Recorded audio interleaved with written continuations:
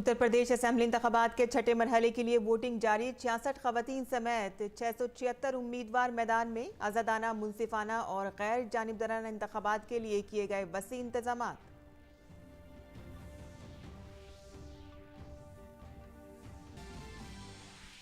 उत्तर प्रदेश में 7वें मरहले के लिए मुहिम जारी। वजीर आजम आज जौनपुर में और चंदौली में जलसे-आम से करेंगे खिताब। दीगर पार्टियों ने भी झोंकी ताकत। मणिपुर में दूसरे मरहले के लिए आज थम जाएगी मुहिम। वजीर आजम नरेंद्र मोदी दुनिया के लिए मेक इन इंडिया वेबिनार के इफ्तिताई इजलास से करेंगे खिताब। EOD-B2 हमजहत टेक्नोलॉजी पर मबनी सनती तरक्की पर अमल दरामद, सलाहियत साजी और रोजगार पर रहेगी तवज्जो। अक़वाम मुत्तहिदा की जनरल असेंबली में यूक्रेन पर रूसी हमले के खिलाफ मजम्मती करारदाद मंजूर। भारत गैर जानिबदार। भारत का मौक़िफ़ बातचीत और सिफारतकारी से ही हल हो सकते हैं इख्तलाफात। वज़ीर आज़म नरेंद्र मोदी और रूसी सदर की फ़ोन पर बातचीत। यूक्रेन की मौजूदा सूरत हाल का जायजा लेने के साथ ही जंगज़दा खित्ता, खास तौर पर खार्किव में फंसे भारतीय शहरियों के इनखला पर तबादला ख्याल। यूक्रेन के जंगज़दा इलाकों में फंसे भारतीय शहरियों के महफूज इनखला के लिए ऑपरेशन गंगा जंगी सतह पर जारी। हंगरी, पोलैंड और रोमानिया से भारतीय शहरियों की वतन वापसी जारी। मरकजी वुज़रा हवाई अड्डे पर भारतीय शहरियों का कर रहे हैं इस्तकबाल। हुकूमत ने कहा कि कीव में अब नहीं कोई भारतीय।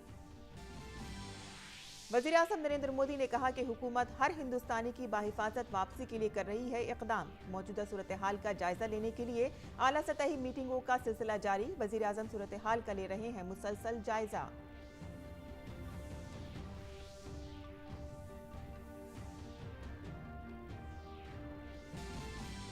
बैनुल-अक़वामी ओलंपिक कमेटी ने यूक्रेन के साथ तनाज़े की सूरत हाल पर रूस के खिलाफ इख्तियार किया सख्त मौक़िफ़। इंटरनेशनल ओलंपिक कमेटी ने रूस और बेलारूस के खिलाड़ियों और एहलकारों पर बैनुल-अक़वामी खेलों के मुकाबलों में शिरकत पर पाबंदी की सिफारिश की।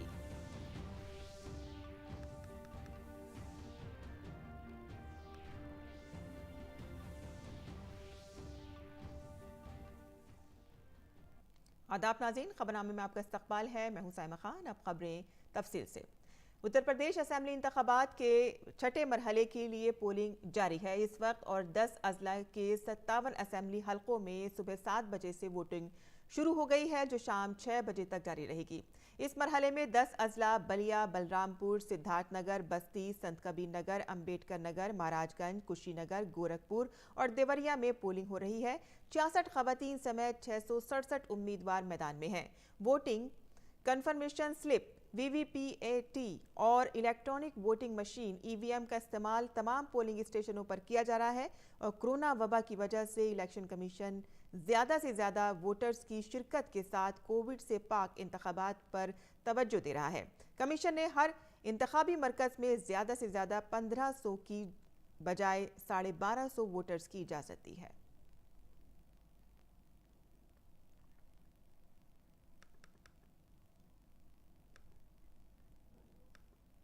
और उत्तर प्रदेश के वजीर आला योगी आदित्यनाथ ने गोरखपुर के प्राइमरी स्कूल गोरखनाथ कन्या नगर क्षेत्र में भी अपना वोट डाला। इस मरहले में वजीर आला आदित्यनाथ की इंतखाबी किस्मत का फैसला होगा।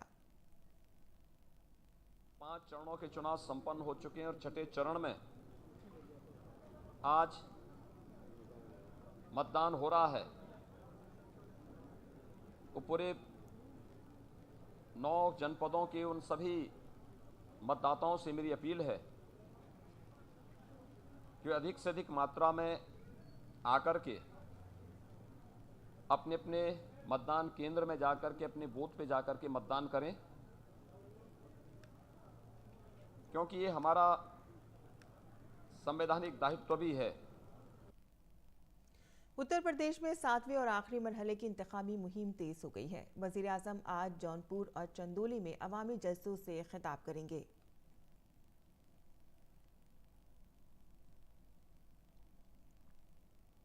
वहीं मणिपुर असेंबली इंतखाबात के लिए दूसरे मरहले की इंतखाबी मुहिम आज शाम खत्म हो जाएगी। दूसरे मरहले में 22 सीटों पर वोट डाले जाएंगे।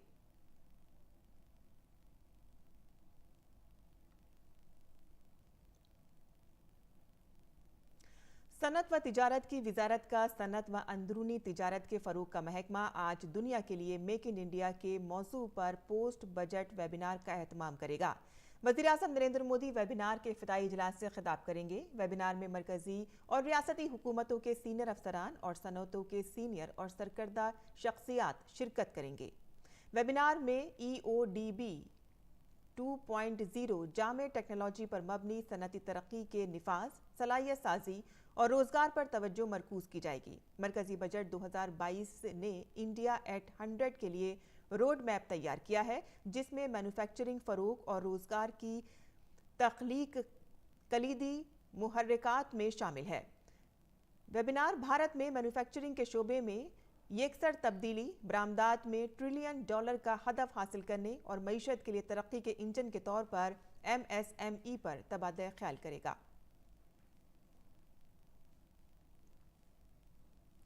इलेक्ट्रॉनिक्स और इंफॉर्मेशन टेक्नोलॉजी के मरकजी वजीर अश्वनी वैष्णव आज तीसरे NIC टेक कॉन्क्लेव 2022 का इफ्तिताह करेंगे। नेशनल इंफॉर्मेटिक्स सेंटर इस 2 रोज़ा तकरीब का एहतमाम कर रहा है। इस कॉन्फ्रेंस में माहिरीन मसनूई ज़हानत, data intelligence, net generation database solution, cyber security, cloud का मुस्तकबिल और मुख्तलिफ गवर्नेंस सॉल्यूशन जैसे मुख्तलिफ शोबों में अपने तजर्बात मुश्तरक करेंगे। वजारतों और महकमों के IT मैनेजर टेक कॉन्क्लेव से मुस्तफीद होंगे और वो जदीद ICT टेक्नोलॉजी और उनके इस्तेमाल के बारे में मालूमात हासिल करेंगे। और अब बात यूक्रेन की सूरत हाल की। अक़वाम मुत्तहिदा की जनरल असम्बली में रूस के खिलाफ मजम्मती करारदाद पेश की गई है, जिसमें 141 ममालिक ने रूस के हक में वोट दिया है। उनमें Belarus, democratic people's republic of Korea, मशरक़ी अफ्रीका का मुल्क अरिट्रिया, रूस और शामी अरब जमहूरिया शामिल है। इसके साथ ही अक़वाम मुत्तहिदा की जनरल असम्बली में मजम्मती करारदाद पर वोटिंग के वक्त 35 ममालिक गैर हाजिर थे। इनमें भारत भी शामिल रहा। करारदाद में रूस और यूक्रेन के दरमियान सियासी बातचीत, सालसी और दीगर पुरअमन ज़राए से फौरी तौर पर पुरअमन तस्फिये का मुतालबा किया गया। अक़वाम मुत्तहिदा में भारत ने कहा कि पहली तरजीह यूक्रेन में फंसे अपने लोगों को वहाँ से निकालना है।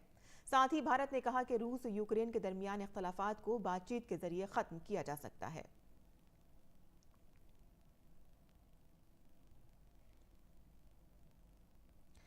अक़वाम मुत्तहिदा में भारत के मुस्तकिल नुमाइंदे TS त्रिमूर्ति ने अक़वाम मुत्तहिदा की जनरल असम्बली में खारकीव और दीगर जंगज़दा इलाकों से तलबा समेत सभी भारतीय शहरियों के महफूज इनखला के मुतालबे का इयादा किया। उन्होंने कहा कि भारत अपने इस मौक़िफ़ पर कायम है कि इख्तलाफात का तस्फिया मुज़ाकरात और सिफारतकारी के जरिए किया जा सकता है।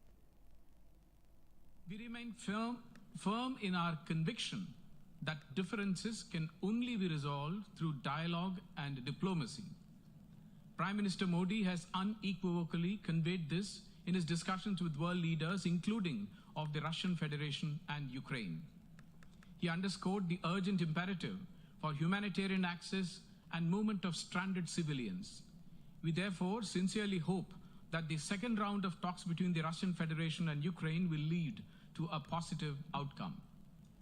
India urges that all member states demonstrate their commitment to the principles of the UN Charter, to international law, and respect of sovereignty and territorial integrity of all states.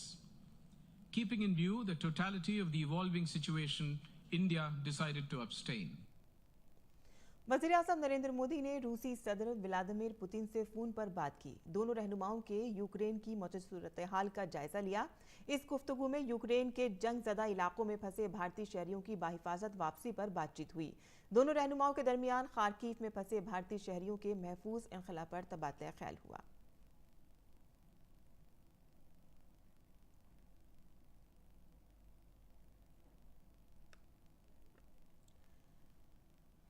और नाज़रीन, जैसा कि आप जानते हैं कि उत्तर प्रदेश असेंबली इंतखाबात की बात करते हैं, जहां आज छठे मरहले की वोटिंग हो रही है। और इसी सिलसिले में मज़ीद तफसीलात के लिए आइए बात करते हैं बलिया में मौजूद हमारे नुमाइंदे कुमार आलोक से। कुमार, इस वक्त वहां पर छठे मरहले की पोलिंग चल रही है। काफ़ी अहम मरहला है क्योंकि बड़े कद्दावर लीडर हैं जिनकी सियासी किस्मत का आज फैसला होने जा रहा है। किस तरह का माहौल आप वहां पर देख रहे हैं? देखिए साहिबा, यहाँ छठा मरहला जो है इंतखाब का, खासकर यूपी असेंबली का, वो काफ़ी अहम है। और इसमें जो इंतखाब करने जो लोग आ रहे हैं, वोटर्स जो आ रहे हैं, उनके उनके अंदर भी खासा उत्साह है। और ये अगर हम सवेरे की बात करें तो सवेरे से 7 बजे से लेकर के एक ज़बरदस्त जो मतदाताओं का जो काफिला है यहाँ पर, वो लगातार यहाँ पर आता दिख रहा है और अपने मताधिकार का वो लोग प्रयोग कर रहे हैं। तो कुल मिलाकर कहा जाए कि जिस तरीके से हमने पहले चरण से लेकर छठे चरण तक का हमने मतदान को कवर किया है, तो जो जोश पहले चरण में था, दूसरे चरण में था, वो जोश यहाँ पर बरकरार है छठे चरण में भी। और मतदाता अपने मताधिकार का यहाँ पर प्रयोग कर रहे हैं। रही बात अगर पॉलिटिकल सिनेरियो की हम अगर बात करें तो बलिया में 7 सीटें हैं और 7 सीटों में से 2 सीटें जो थी वो विपक्ष को गई थी 2017 में, और 5 सीटों पर बीजेपी का कब्जा था। और इस बार अगर हम इंपॉर्टेंट सीट्स की हम बात करें तो यहाँ पर जो बलिया सदर का सीट है, यहाँ से दयाशंकर सिंह चुनाव लड़ रहे हैं, जो भारतीय जनता पार्टी के कद्दावर नेता हैं और जिनकी पत्नी स्वाति सिंह पहले इस मंत्रिमंडल में, योगी आदित्यनाथ के मंत्रिमंडल में मंत्री थी। इसके अलावा हम लीडर ऑफ अपोजिशन की बात करें तो राम गोविंद चौधरी हैं, जो बांसडी विधानसभा क्षेत्र से अपनी किस्मत आजमा रहे हैं। 2017 में 2017 के इंतखाब में उन्होंने जीत हासिल की थी और उनके खिलाफ खड़ी है केतकी सिंह। केतकी सिंह के बारे में मैं बताऊं कि केतकी सिंह पिछले चुनाव में बांसडी विधानसभा क्षेत्र से निर्दलीय प्रत्याशी के रूप में चुनाव लड़ी थी और उन्होंने 49,000 वोट लाकर सबको चौंका दिया था। तो इस बार केतकी सिंह पर बीजेपी ने अपना दाव लगाया है और सिटिंग जो एमएलए हैं वहां के बांसडी के, उनको टिकट नहीं दिया गया है। उसी तरीके से अब रसड़ा विधानसभा क्षेत्र की हम अगर बात करें तो वहाँ उमाशंकर सिंह हैं, जो बहुजन समाज पार्टी के उम्मीदवार हैं और सिटिंग एमएलए हैं। तो वहाँ भी उनका मुकाबला भारतीय जनता पार्टी के साथ है। तो कुल मिलाकर कहा जाए कि 7 सीटों पर मुकाबला काफ़ी रोचक है और काफ़ी संघर्षपूर्ण है। और मतदाताओं का जो रुख है, मतदाताओं का जो आप देख रहे हैं कि सवेरे से ही उनका जो लवरेज होकर, उत्साह से लवरेज होकर अपना मताधिकार का प्रयोग कर रहे हैं। जी आलोक, कहा जा रहा है कि कोरोना को देखते हुए वहां पर वोटर्स की तादाद थोड़ी सी कम कर दी गई है कि जहां पर जिस हद तक वोटर्स हैं उससे कम तादाद में आए, और किस तरह के सेफ्टी के लिहाज से इंतजाम किए गए हैं। बिल्कुल सही कहा आपने, क्योंकि ये जो मतदान केंद्र आप देख रहे हैं तो यहाँ पर 7 मतदान केंद्र हैं इस कैंपस में। तो एक साथ इकट्ठा ना हो इसलिए 10-10 मतदाताओं को कैंपस में बुलाया जा रहा है और बाकी को बाहर खड़ा किया जा रहा है, क्योंकि सोशल डिस्टेंसिंग का इस्तेमाल हो सके, सोशल डिस्टेंसिंग का प्रयोग हो सके। प्रशासन ने अपनी ओर से काफ़ी जो पुरजोर यहाँ पर व्यवस्था की है। अगर हम मास्क की बात करें तो मास्क अनिवार्य किया गया है। मास्क के साथ साथ सैनिटाइजर का वहाँ पर मतदाताओं के साथ सैनिटाइज किया जा रहा है उनको।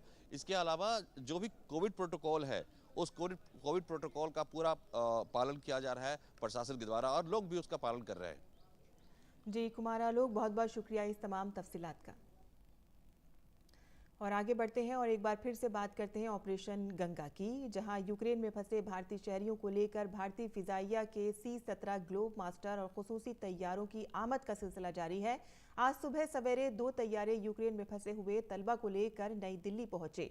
फिजाइया का C-17 तैयारा हिंडन एयरबेस पहुंचा। दूसरा तैयारा यूक्रेन में फंसे हिंदुस्तानियों को लेकर नई दिल्ली के IGI हवाई अड्डे पर पहुंचा। मरकजी वजीर राजीव चंद्रशेखर ने इस फ्लाइट में घर पहुंचने वाले तलबा का इस्तकबाल किया।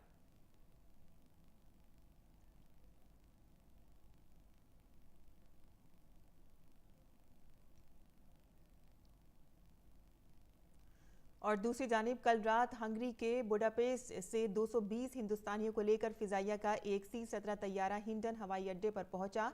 वजीर ममलिकत बराए दिफा अजय भट्ट ने हवाई अड्डे पर पहुंचने वाले तलबा का इस्तकबाल किया और उनसे बातचीत की।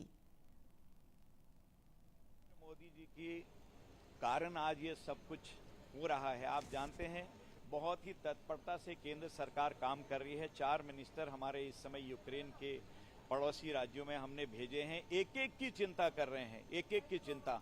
लगातार हमारे जहाज जा रहे हैं और आर्मी के जहाज हैं, एयरफोर्स के जहाज हैं, प्राइवेट जहाज हैं, और ये लगातार चलते रहेंगे जब तक एक एक नागरिक को, एक एक छात्र को हम यहाँ नहीं ले आते हैं, तब तक हमारी सरकार आराम से नहीं बैठ सकती है। एक एक की चिंता हर प्रकार से कर रहे हैं। भोजन की व्यवस्था की है, दवाइयों की व्यवस्था की है। यहाँ से हमने वहाँ के लिए टेंट हाउस भेजे हैं, कपड़े भेजे हैं, कंबल भेजे हैं, ताकि वहाँ पर कोई दिक्कत ना आए। जो लोग वहाँ खड़े हैं उनके लिए भी व्यवस्था वहाँ हमारे अफसर जो गए हैं, हमारे मंत्री गए हैं, वो कर रहे हैं। इसके अलावा इंडिगो का खुसूसी तैयारा तकरीबन 200 भारतीय शहरियों को लेकर रोमानिया के बुखारेस्ट से नई दिल्ली पहुंचा। मरकजी वजीर राजीव चंद्रशेखर ने इस फ्लाइट में घर पहुंचने वाले तलबा का इस्तकबाल किया। My opinion, again, a sign of Prime Minister Narendra Modi ji's commitment to make sure every Indian who is in harm's way is brought back home to India and reunited with their families. तो मैं मानता हूँ ये एक बहुत ही complex operation था, operation Ganga का, और ये इसका नतीजा अच्छा है। और मैं मानता हूँ कि हमारा प्रयास जारी रहेगा कि हर बच्चा वापस आए। इसके अलावा पोलैंड से हिंदुस्तानियों को लेकर एक और तैयारा कल रात नई दिल्ली पहुंचा। वजीर ममलिकत बराए ज़राअत कैलाश चौधरी ने भारतीय शहरियों के घर पहुंचने पर उनका इस्तकबाल किया।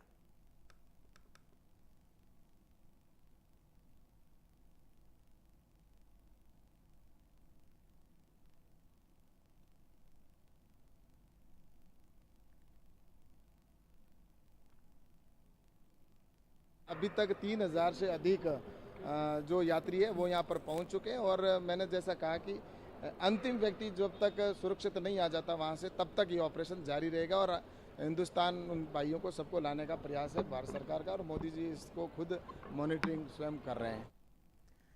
वहीं ऑपरेशन गंगा के तहत एक दीगर खुसूसी तैयारी के जरिए बुडापेस्ट से नई दिल्ली पहुंचने वाला तलबा का मरकजी वजीर जी किशन रेड्डी ने एयरपोर्ट पहुंचकर इस्तकबाल किया।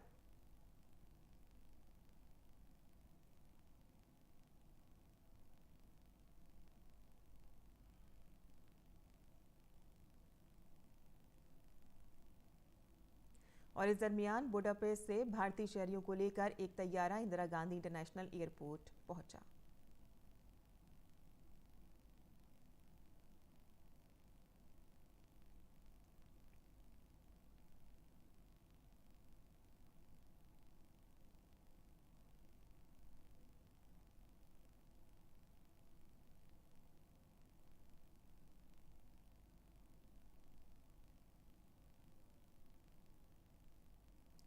यूक्रेन से मुंबई पहुंचने वाले तलबा से हमारे नुमाइंदे ने बात की है। I'm feeling completely relaxed and happy. As soon as I got the boarding pass, and I was super excited at that time. So finally, I'm going back to my home country. I'm feeling good, but I just want to say that there are still many students over there. So I hope they also come back safely. अचानक से just हमारे area में ही missile गिरी थी, side में ही, but बाद में हमें बस इवैक्यूएशन कराया गया। पहले का प्रवास था एक 9-10 आवर्स का बस ट्रैवलिंग थी। बाद में हमें एक बॉर्डर से बहुत दूर छोड़ा गया, जहाँ पर बहुत बड़ा ट्रैफिक था बॉर्डर क्रॉस करने के लिए, रोमानिया वाला। सो रोमानिया बॉर्डर पे पहुँचने के लिए हम एटलीस्ट 11 किलोमीटर चल के गए। बाद में हम वहाँ से आगे गए बस से। वहाँ से आगे इंडियन एम्बेसी ने बहुत से अच्छे से ख्याल रखा। और इंडिगो फ्लाइट से बुखारेस्ट से इंदिरा गांधी इंटरनेशनल एयरपोर्ट पहुंचने वाले तलबा से बात की हमारे नुमाइंदे सुधीर यादव ने। हमारे साथ कुछ स्टूडेंट्स हैं जो बुखारेस्ट से यहाँ पहुँचे हैं वाया इस्तांबुल होते हुए। इंडिगो की फ़्लाइट है, किस तरह का इनका एक्सपीरियंस रहा है, कैसे यहाँ पहुँचे हैं, आइए इनसे जानते हैं। सबसे पहले आप अपना नाम बताइए। अमूल्या यदवंशी। किस तरह से आप यहाँ पहुँची और किस तरह की हालात जो वहाँ हैं किस तरह के रहे? वहाँ पे बॉर्डर पे बहुत धक्का मुक्की में हम लोग निकले हैं। वहाँ पे ठंड बहुत है, हम लोग जैसे तैसे करके निकल आए। वहाँ से बॉर्डर बहुत मुश्किल से क्रॉस किया। वहाँ बॉर्डर से क्रॉस करना बहुत डिफ़िकल्ट था, बट उसके बाद से जहाँ पे हम लोग शेल्टर्स में रुके वहाँ पे हाँ ठीक है, खाना पानी मिल रहा था। लेकिन अभी हम लोग जो हमारे अभी फंसे लोग हैं कीव में अपने दोस्तों का, कि हम चाहते हैं कि उन्हें जल्दी से जल्दी निकाला जाए। हम तो सेफली पहुँच गए, हम खुश हैं, लेकिन उनके लिए भी थोड़ा है कि जल्दी से जल्दी वो भी आ जाए तो बहुत खुशी होगी। एक्सपीरियंस जब तक यूक्रेन में थे तब तक बहुत बुरा था, बट जैसे ही हमने बॉर्डर क्रॉस किया तो मतलब काफ़ी ज़्यादा हेल्पफुल थे वहाँ के लोग, लोकल्स भी थे, वहाँ के वॉलंटियर जो भी थे, तो बहुत अच्छा एक्सपीरियंस था। और हमारे जो मिशन वगैरह था उनके लोगों ने किस तरह से हेल्प आउट किया, अरेंजमेंट किस तरह से रहा? सर बॉर्डर से पहले तक तो कोई अरेंजमेंट नहीं थी, ना कोई शेल्टर था। वहाँ ओपन एरिया में हमें 3 दिन तक रहना पड़ा था। बॉर्डर क्रॉस में बहुत प्रॉब्लम आई थी, और फिर क्रॉस करने के बाद तो बहुत अच्छे स्मूथली सब कुछ हुआ। We came from the Venetia and there is a place like Cherezovsky।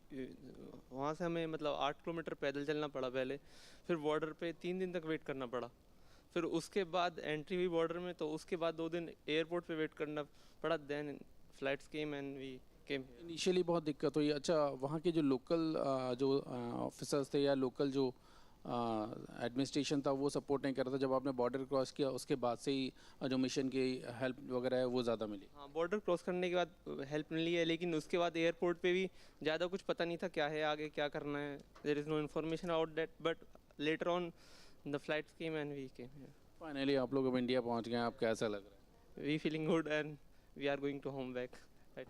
तो ये स्टूडेंट्स थे जो खारकीव से इस्तांबुल होते हुए यहाँ दिल्ली पहुँचे, और ज़ाहिर तौर पर जब यहाँ पहुँचे हैं तो वापसी में वतन वापसी की जो खुशी होती है वो साफ़ तौर पर उनके चेहरे पर नज़र आ रही है, और एक सुकून का पल जो है उनके चेहरे पर नज़र आ रहा है। साफ़ तौर पर एक खुशी है कि वो अब स्वदेश पहुँच चुके हैं, और जिस तरीके से सरकार की कोशिशें रही हैं उनको उन्होंने धन्यवाद दिया है कि लगातार समय रहते सरकार ने कोशिश की। मिशन जो थे, जैसे ही उन्होंने यूक्रेन का बॉर्डर पास किया, जो मिशन थे उनकी तरफ से उन्हें बहुत ज़्यादा मदद मिली, और जिसकी बदौलत वो हिंदुस्तान यहाँ पहुँच सके।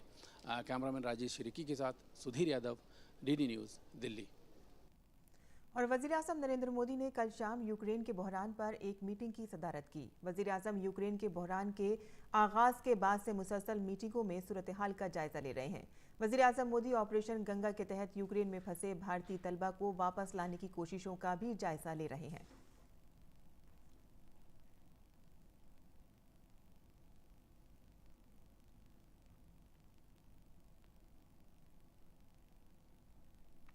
भारत की तरफ से यूक्रेन रवाना की गई इंसानी इमदाद पोलैंड के रजीजो हवाई अड्डे पर उतारी गई। जंगज़दा यूक्रेन के लिए भेजी गई इस भारतीय इमदाद के उतारे जाने के वक्त मरकजी वजीर VK सिंह वहां मौजूद थे।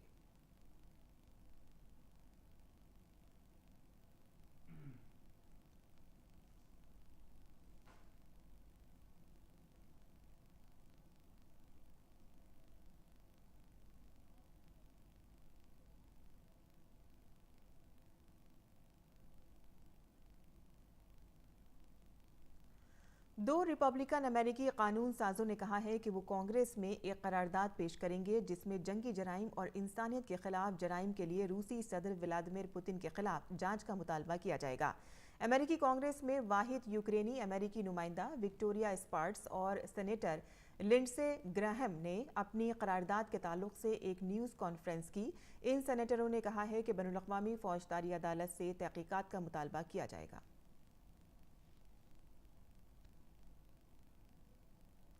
बैनुल-अक़वामी ओलंपिक कमेटी ने यूक्रेन के साथ तनाज़े की सूरत हाल पर रूस के खिलाफ सख्त मौक़िफ़ इख्तियार किया है। इंटरनेशनल ओलंपिक कमेटी ने रूस और बेलारूस के खिलाड़ियों और एहलकारों पर बैनुल-अक़वामी खेलों के मुकाबलों में शिरकत पर पाबंदी लगाने की सिफारिश की है। सदर पुतिन, रूसी नायब वज़ीर-ए-आज़म डिमित्री चेरेनिकोव और क्रेमलिन के deputy chief of staff Dmitry Kozak से ओलंपिक ऑर्डर वापस ले लिया गया है।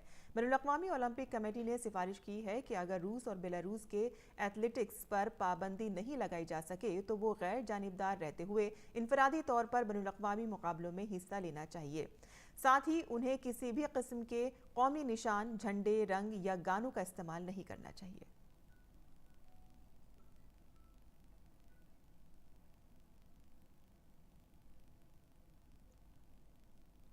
और अब पेश है दिल्ली से शाये उर्दू अखबारात का एक मुख्तसर जायजा।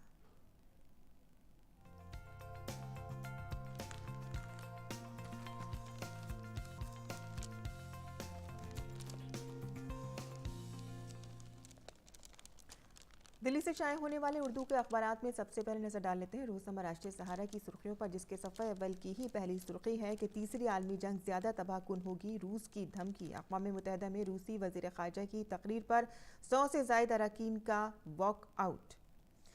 इसी हवाले से दूसरी खबर है कि शहरियों की वापसी के लिए कोई कसर नहीं छोड़ेंगे। वज़ीर-ए-आज़म नरेंद्र मोदी ने ये बात कही है और वो लगातार इसके हवाले से मीटिंगें भी कर रहे हैं और सूरत हाल का जायजा भी ले रहे हैं।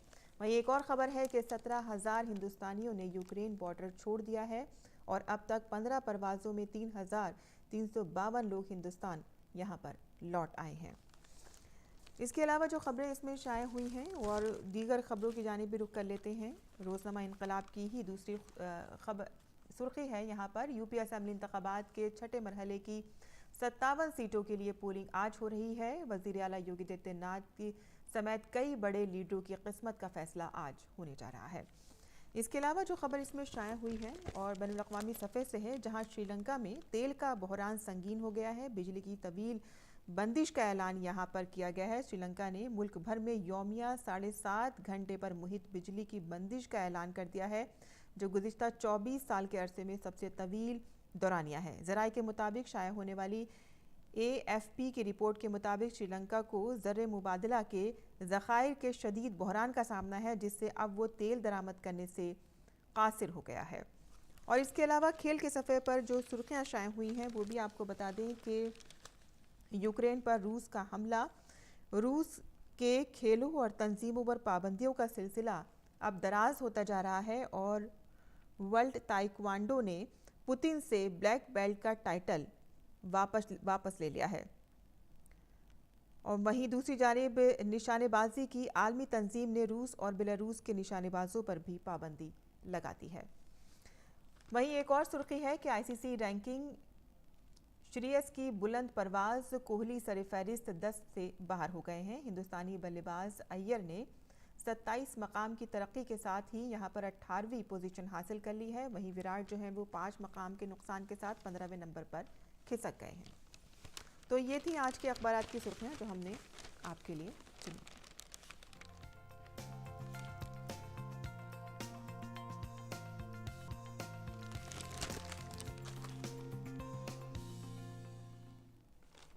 मज़ीद खबरों की जानिब भी रुख कर लेते हैं, जहां कोयले की वजारत को कोयले की फ़रोख्त के लिए 11 कानों की नीलामी के लिए 26 टेंडर मौसूल हुए हैं। कोयले की 5 कानों के लिए 2 या इससे ज़्यादा टेंडर मौसूल हुए हैं। कोयले की फ़रोख्त के लिए कानों की नीलामी की चौथी सीरीज़ का अमल गुज़िश्ता साल 16 दिसंबर को वज़ारत कोयला की नामज़द अथॉरिटी ने शुरू किया था। टेंडर की जाँच एक कसीर शोबा-ए-जात तकनीकी तजर्बाती कमेटी करेगी।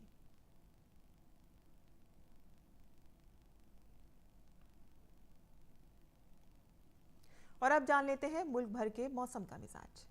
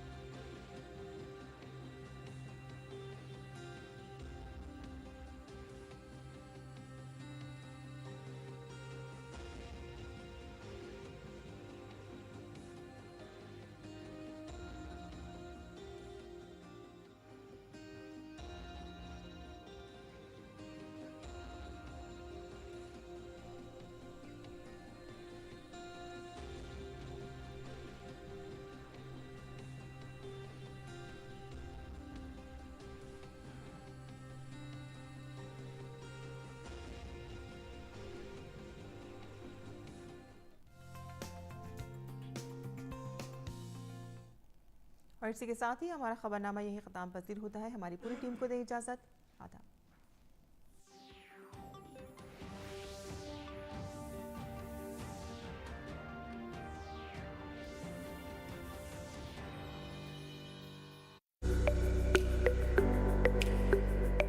मुख्तलिफ बीमारियों के बारे में आपके हर सवाल का जवाब देंगे हमारे माहिर डॉक्टर।